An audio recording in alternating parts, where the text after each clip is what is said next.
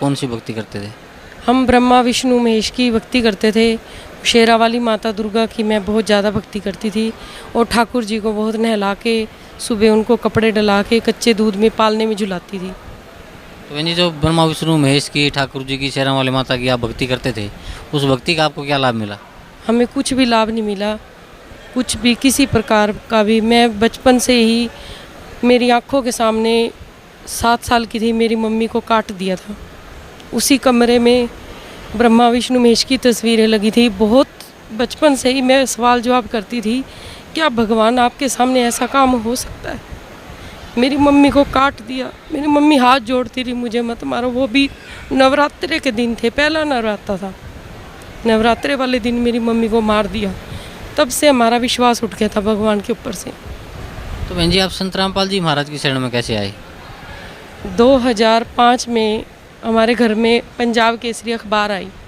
अखबार के पहले पन्ने पर लिखा हुआ था, जागो रे परमेश्वर के चाहने वालों, आ चुका है जगत का तारनहार।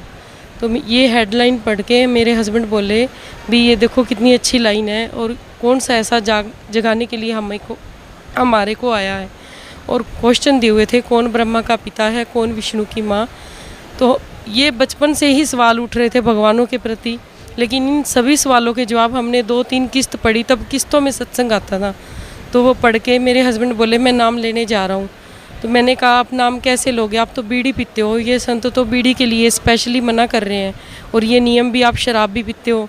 बोले कोई बात नहीं, मैं एक बार जाऊंगा तो ज़रूर। ये नाम लेने के लिए आए, गुरुजी से नाम लिया।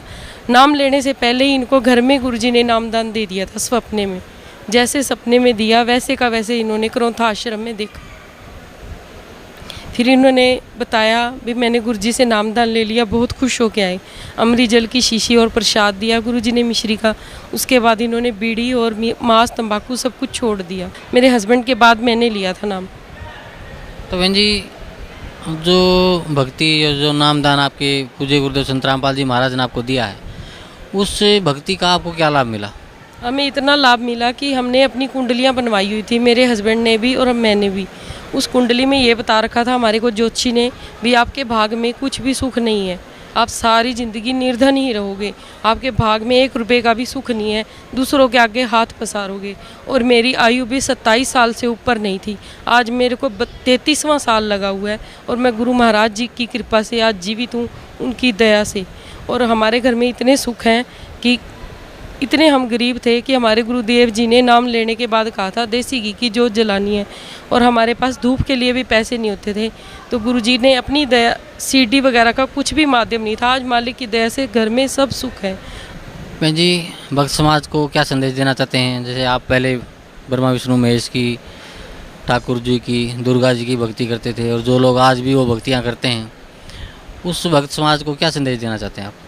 मैं तो यही संदेश देना चाहूँगी कि पूर्ण परमात्मा पृथ्वी पर सतलोक के मालिक खुद आए हुए हैं, संत रामपाल जी महाराज जी के रूप में। इनसे ऊपर कोई भी संत, कोई भी परमात्मा इस पृथ्वी पर नहीं है। मेरी दादी और मेरे पिताजी राधा स्वामी परिवार से हैं, और मेरे को बहुत कहते थे भी बेटा इधर से नाम लेना, लेकिन मुझे उनका सत्संग ही अच्छा नहीं लगा था। गुरुजी का सत्संग सुनते ही रोम रोम खड़े हो गए, ऐसी मालिक की दया हुई। इनके अलावा मुझे कुछ भी अच्छा नहीं लगता, किसी का ज्ञान नहीं अच्छा लगता, और ये पूर्ण परमात्मा है, ब्रह्मा विष्णु में से भी ऊपर है। तो साधक समाज को क्या संदेश देना चाहते हैं आप? मैं यही संदेश देना चाहूँगी कि वो भी संत रामपाल जी महाराज जी की शरण में आए और अपना कल्याण करवाएं। इनसे ऊपर कोई भी संत नहीं है पूरी पृथ्वी पर। धन्यवाद बहन जी, आपको बहुत बहुत धन्यवाद।